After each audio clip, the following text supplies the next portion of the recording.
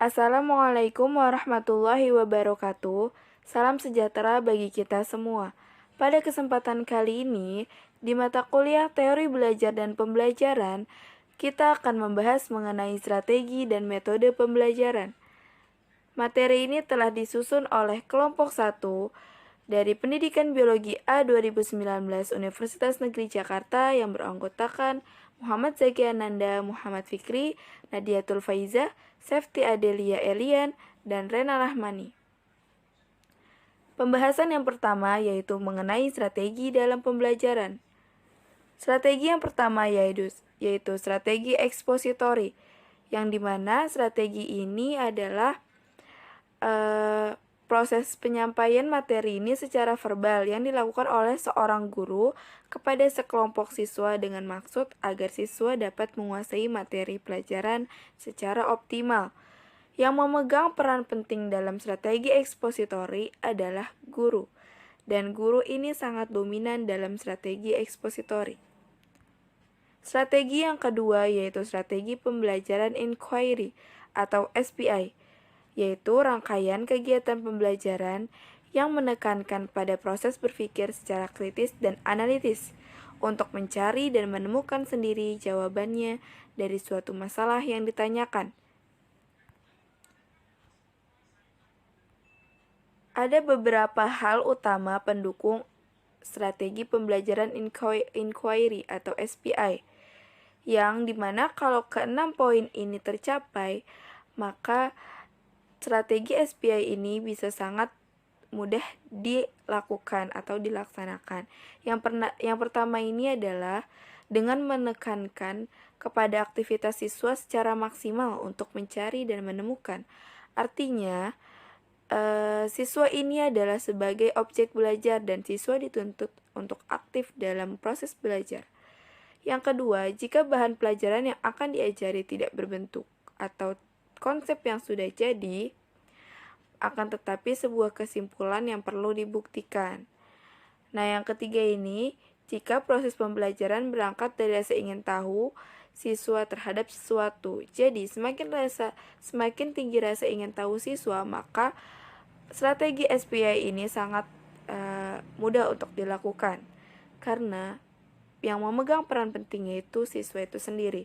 Yang keempat, teori strategi SPI ini bisa terlaksana dengan mudah jika guru akan mengajar pada sekelompok siswa yang rata-rata memiliki kemampuan dan kemauan untuk berpikir.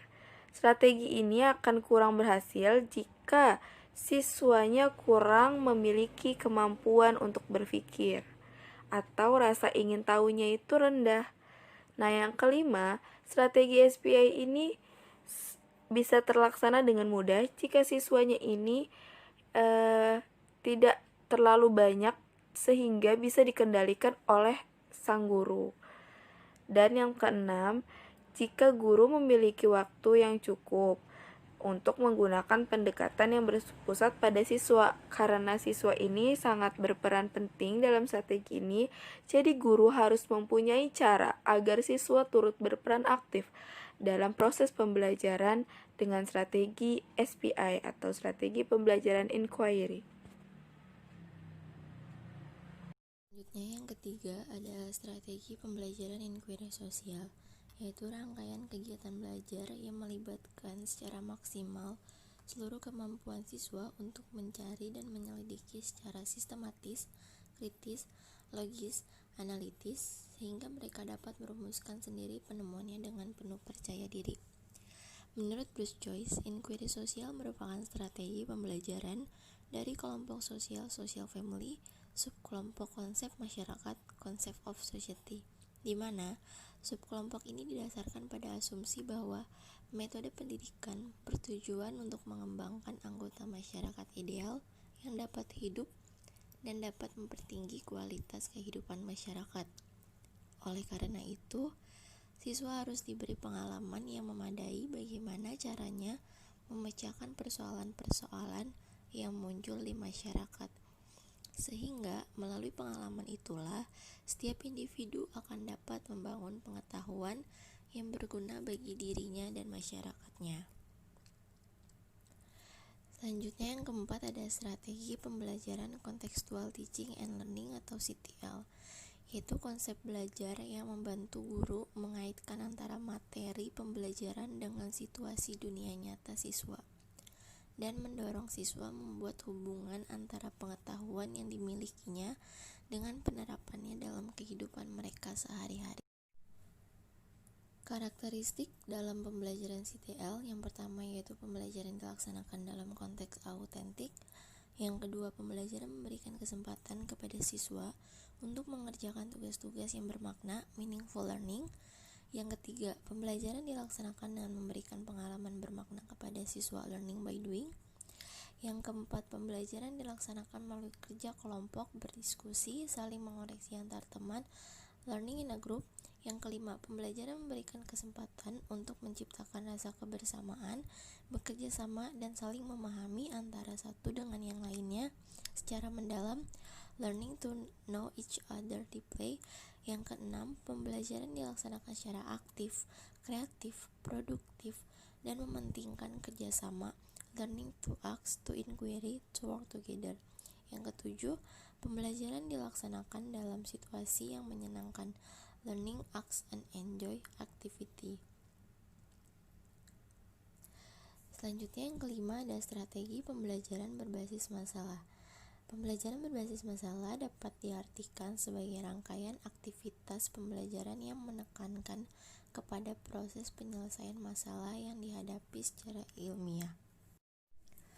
Strategi pembelajaran berbasis masalah menerapkan pendekatan saintifik yang sesuai dengan Permendikbud nomor 103 tahun 2014 yang dinyatakan bahwa pembelajaran dengan pendekatan saintifik terdiri atas 5 langkah kegiatan belajar, yakni mengamati, observing, menanya, questioning, mengumpulkan informasi atau mencoba, experimenting, menalar atau mengasosiasi, associating, dan mengomunikasikan, communicating, yang dapat dilanjut dengan mencipta.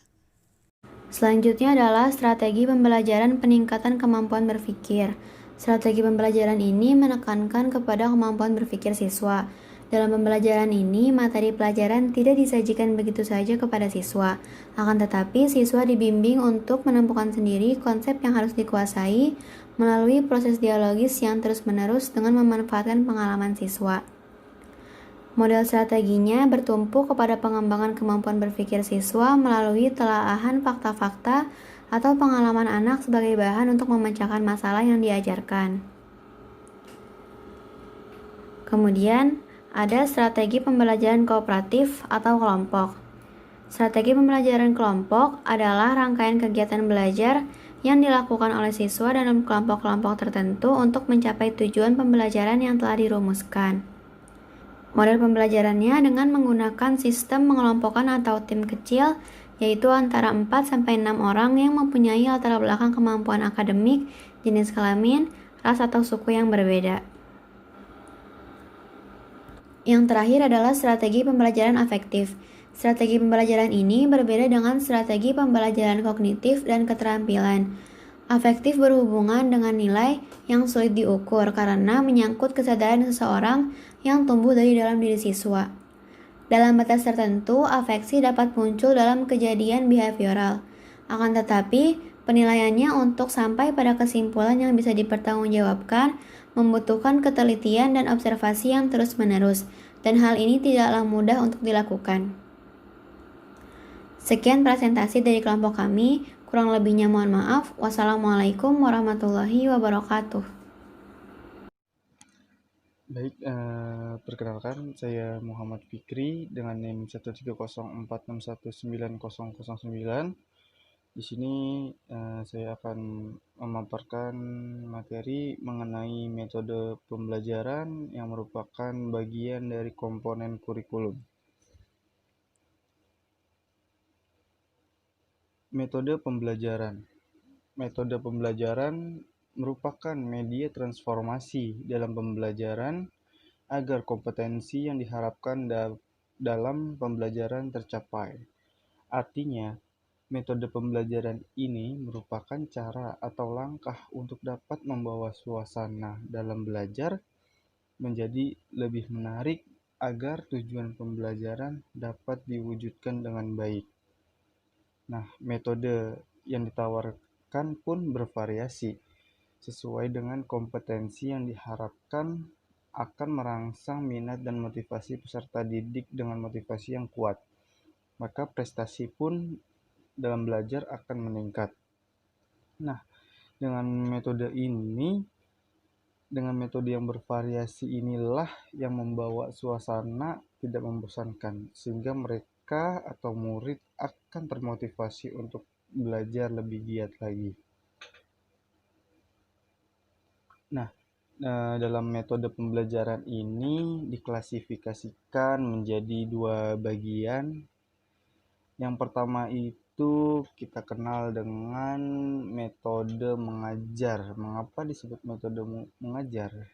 Karena di sini kita bertujuan untuk mendapatkan perubahan pembelajaran supaya kompetensi yang diharapkan itu dalam pembelajaran dapat tercapai.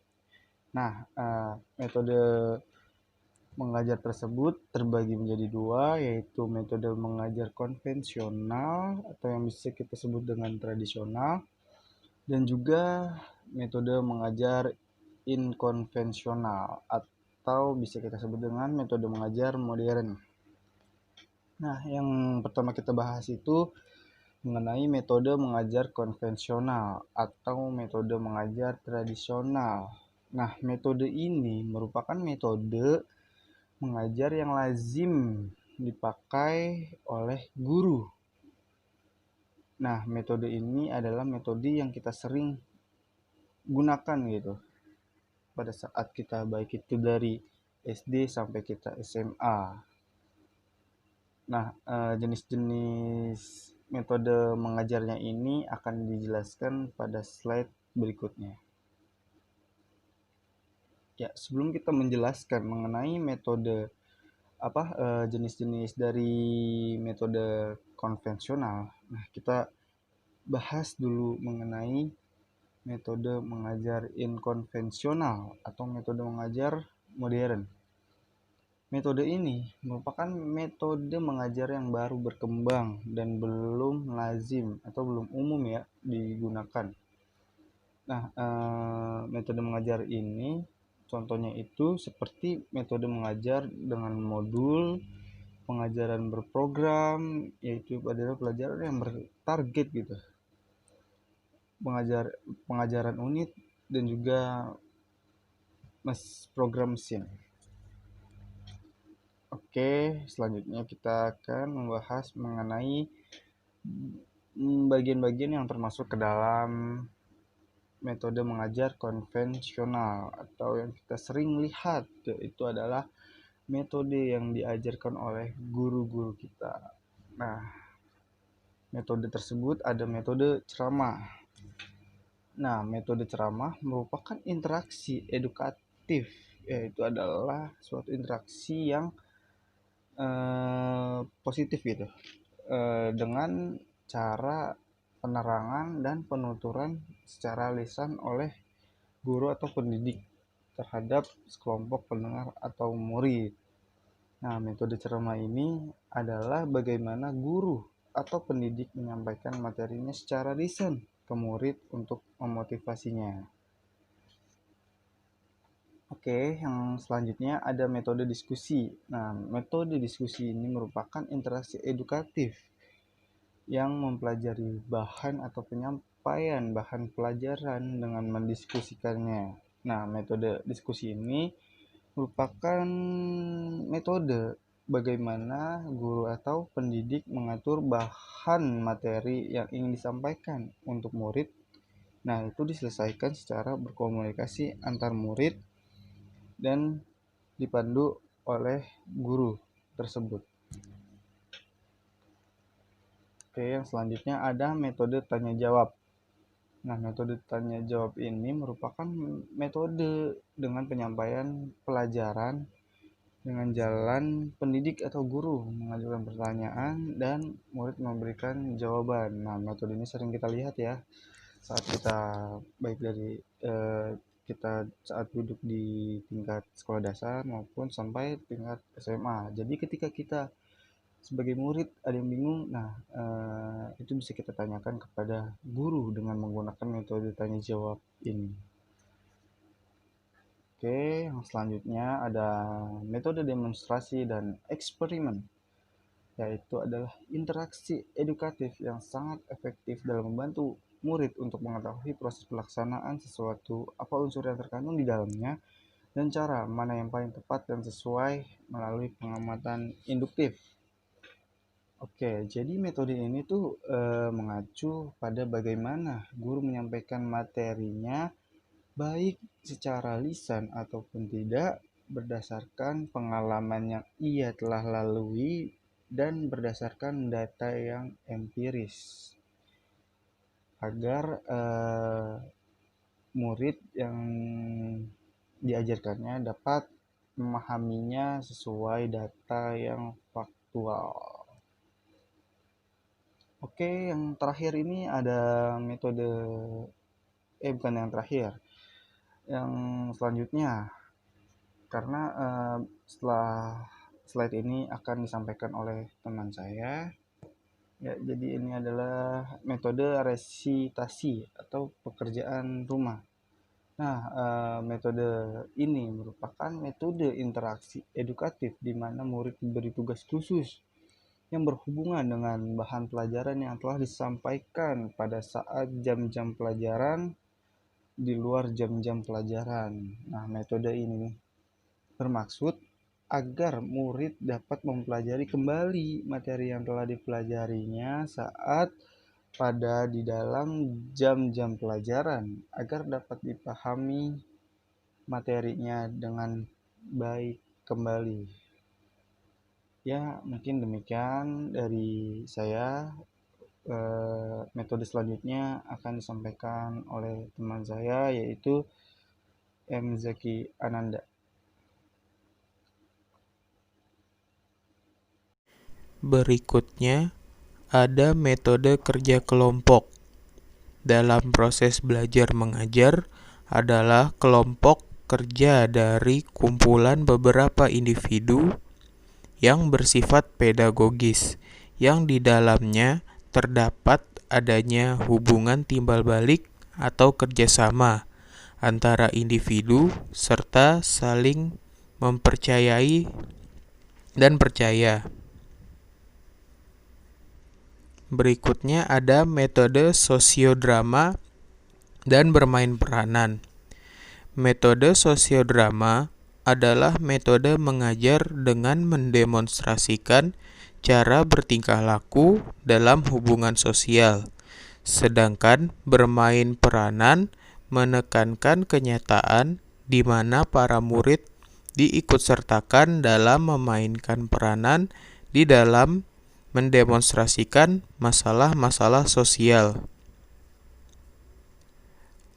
Lalu metode karya wisata. Melalui karya wisata sebagai metode interaksi edukatif, murid di bawah bimbingan guru mengunjungi tempat-tempat tertentu dengan tujuan untuk belajar. Lalu ada metode drill atau latihan siap.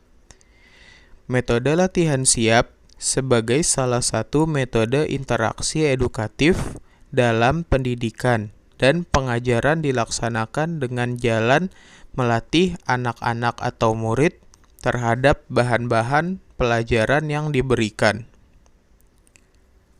Lalu ada metode sistem regu.